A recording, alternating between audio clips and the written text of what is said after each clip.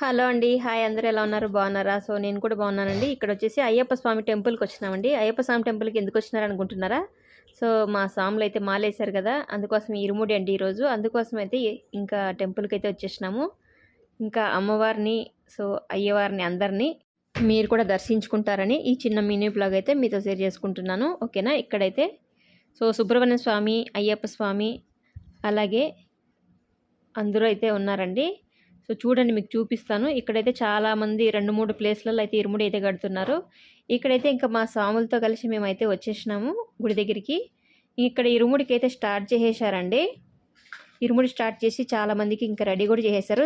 దీనికి సంబంధించిన full video అయితే పెడతాను చూడండి. ఇక్కడైతే మినీ బ్లాగ్లో నేను షార్ట్ ఫామ్లో అయితే షేర్ చేస్తున్నాను మీకు కొంచెం కొంచెం.